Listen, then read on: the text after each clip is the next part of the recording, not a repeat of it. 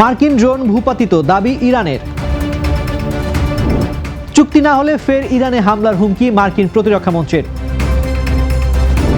Iran চুক্তিতে ট্রাম্পের নতুন শর্ত। ভারতে 5 তলা ভবন ধস, শতাধিক শিক্ষার্থী আটকা পড়ার শঙ্কা। গাজার 70% এলাকা নিয়ন্ত্রণে আনার নির্দেশ নেতানিয়াহুর।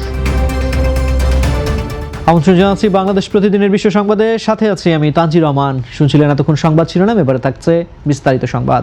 করোনা বা যে কোনো ভাইরাসের এগেইনস্টে ফাইট মানি ব্যাকট্রলের লেফট রাইট।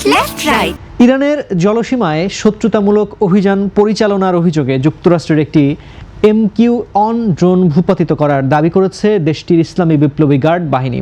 IRGC সতর্ক করে জানিয়েছে, দেশের সার্বভৌমত্ব ও নিরাপত্তার বিরুদ্ধে যে কোনো আগ্রাসনের দৃঢ় জবাব দেওয়া হবে। তবে এই ঘটনায় এখনও কোনো আনুষ্ঠানিক প্রতিক্রিয়া জানায়নি ওয়াশিংটন। অন্যদিকে মার্কিন অবরোধ অমান্য করে ইরানের একটি বন্দরের দিকে অগ্রসর হওয়া MV লিয়ানিস্টার নামের একটি বাণিজ্যিক জাহাজে ক্ষেপণাস্ত্র হামলা চালিয়েছে যুক্তরাষ্ট্রের সামরিক বাহিনী।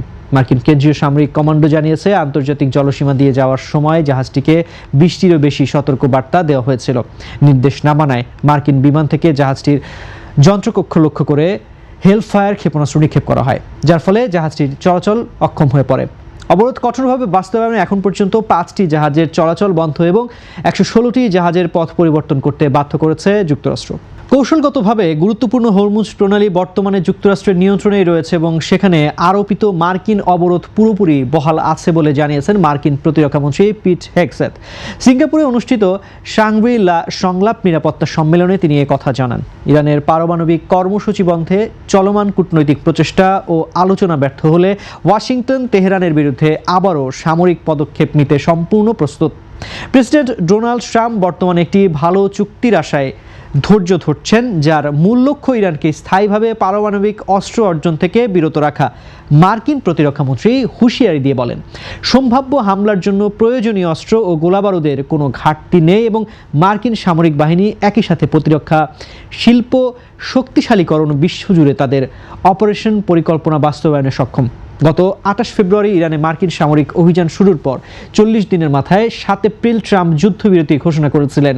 তবে 2 মাস পেরিয়ে গেলেও স্থায়ী সমঝোতা না হওয়ায় এবং হরমুজ প্রণালীতে নতুন চুক্তিতে ট্রাম্প এখনও সায় না দেওয়ায় এই অঞ্চলের উত্তেজনা ও যুদ্ধ শুরুর আশঙ্কা আবারও তীব্র হয়ে উঠেছে। ইরানের সাথে একটি চমৎকার চুক্তি করতে মার্কিন প্রেসিডেন্ট ডোনাল্ড ট্রাম্পের কোনো তাড়া নেই বলে জানিয়েছেন। ফক্স নিউজকে দেওয়া এক সাক্ষাৎকারে ট্রাম্প হুঁশিয়ারি দিয়ে বলেন, চুক্তি না হলে যুক্তরাষ্ট্র আবারও সামরিক অভিযানে ফিরে যাবে এবং বিষয়টি সামরিকভাবেই শেষ করবে। তবে তিনি যুদ্ধ এড়াতে চুক্তি করার পক্ষেই মত দিয়েছেন, কারণ এটি অনেক মানুষের জীবন বাঁচাবে এবং চুক্তি সই হওয়ার সাথে সাথেই কৌশলগত হরমুজ প্রণালী উন্মুক্ত করা সম্ভব হবে। ইরানকে পরমাণু অস্ত্র তৈরি থেকে বিরত রাখতে ট্রাম্প মার্কিন কর্মকর্তাদের খসড়া চুক্তিতে আরও কঠোর শর্ত যুক্ত করার নির্দেশ দিয়েছেন। এক্সিওএস ও নিউ ইয়র্ক টাইমসের প্রতিবেদন অনুযায়ী গত শুক্রবার হোয়াইট হাউসের সিচুয়েশন রুমে এক বৈঠকে ট্রাম্প তার প্রতিনিধিদের তৈরি করা খসড়া চুক্তিতে বেশ কয়েকটি সংশোধনী আনার নির্দেশ দেন। চুক্তিতে ইরানের সমৃদ্ধ ইউরেনিয়াম মজুদ কিভাবে এবং কখন মার্কিন হেফাজতে নেওয়া হবে সে বিষয়ে আরও সুনির্দিষ্ট সময়সীমা ও শর্ত এবং হরমুজ প্রণালী পুনরায় খুলে দেওয়ার ভাষা পরিবর্তনের দাবি জানানো হয়েছে। তেহরানের পক্ষ থেকে এই সংশোধনীগুলোর জবাব আসতে অন্তত 3 দিন সময় লাগতে পারে এবং সপ্তাহের শেষ নাগাদ চূড়ান্ত কিছু জানা যেতে পারে বলে মার্কিন কর্মকর্তারা আশা করছেন। সাক্ষাৎকারে ট্রাম্প অতীতের ইরান যুদ্ধের আলোচনা করে বলেন, মার্কিন বাহিনীর সেখানে যাওয়া ভুল ছিল, তবে ইরানের পরমাণু ক্ষেত্রে মার্কিন হামলাকে যৌক্তিক বলে দাবি করেন। দক্ষিণ দিল্লির সাকেত মেট্রো স্টেশনের কাছে সাইদুল আজহার এলাকায় একটি 5 তলা বাণিজ্যিক ভবন ধসে পড়েছে। এই ঘটনায় এখন পর্যন্ত 12 জনকে উদ্ধার করা হয়েছে, যাদের মধ্যে 2 জনের অবস্থা আশঙ্কাজনক। গত শনিবার সন্ধ্যা 8:15টার দিকে ধসে পড়া ভবনটির নিচতলায় একটি কোচিং সেন্টার, ক্যাফে ও অফিস ছিল এবং ওপরের তলায় নির্মাণ কাজ চলছিল। ভবনটি ভেঙে পাশে থাকা একটি টিনের ছাউনি দেওয়া ক্যান্টিনের ওপর পড়লে সেখানে রাতের খাবার খেতে বসা বহু মেডিকেল শিক্ষার্থী চাপা পড়েন। স্থানীয়দের দাবি, ধসের সময় ক্যান্টিনে 30 থেকে 35 জন শিক্ষার্থী উপস্থিত ছিলেন। আশঙ্কা করা হচ্ছে ধসে পড়া ধ্বংসস্তূপের নিচে 100 থেকে 150 জন মানুষ আটকে থাকতে পারেন, যাদের বড় একটি অংশই মেডিকেল ভর্তিচ্ছু শিক্ষার্থী। বর্তমানে এনডিআরএফ, ফায়ার সার্ভিস ও দিল্লি পুলিশ স্নাইপার ডগ ও আধুনিক যন্ত্রপাতি নিয়ে যৌথভাবে উদ্ধার অভিযান চালাচ্ছে। পুলিশ জানিয়েছে, ভবনটির মালিকানা, নির্মাণ অনুমতি এবং কোনো গাফিলতি ছিল কিনা তা খতিয়ে দেখতে তদন্ত শুরু হয়েছে।